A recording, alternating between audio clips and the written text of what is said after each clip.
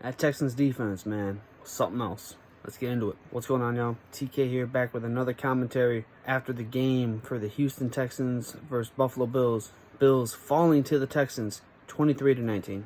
Be sure to like, comment, and subscribe to the video. We're grinding over here on YouTube. Let's get into it. Not really too much to unpack from this game.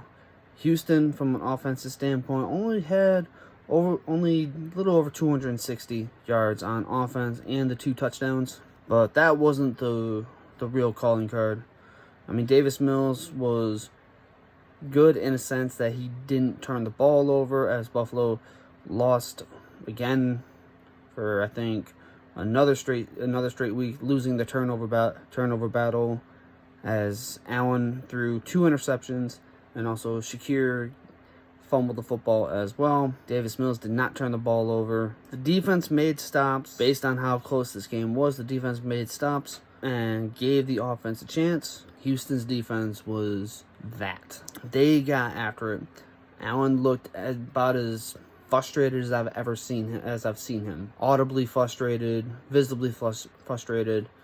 He swore a couple times after a 4th and 1 where they could have taken the points, but ended up going for it and handing the ball off out of a I-Pro formation to James Cook, which I'm not really sure why he would do that on 4th and 1. He was over on the sideline, visibly frustrated, said to his backup, Mitch Trubisky, "What are we doing?"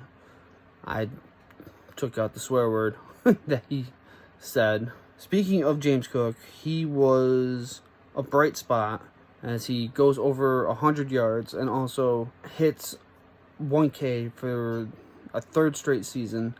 Cook going 17 carries for 116 yards and 1 touchdown, also adding a 45-yard rushing touchdown, averaging 6.8 yards per carry to go along with 3 receptions for 13 yards. I don't know why they didn't continue to feed him. Who knows?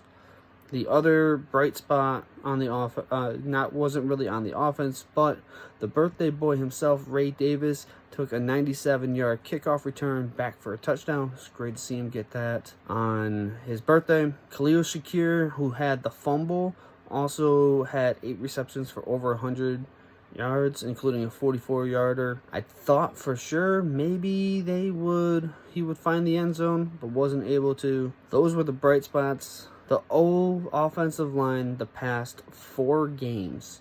And I'm going to also include the 6 touchdown performance that Allen had last week against the Bucs.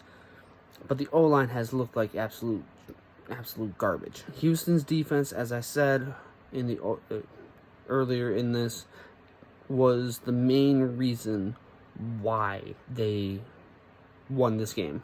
They pressured the hell out of Allen. 8 sacks, 12 quarterback hits, 6 pass defended, 2 interceptions, and 1 fumble. And they got after him. The offensive line did not look like they could block. They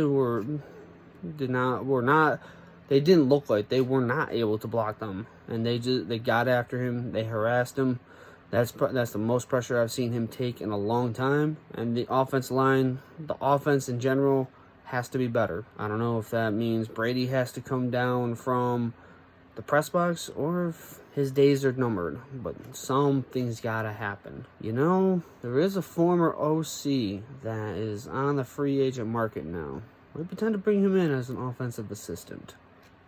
Just saying. But we'll see.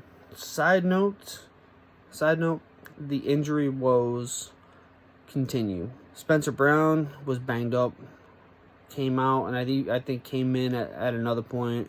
Osiris Torres looked like he was banged up a little bit. Deion Dawkins was out for a couple plays.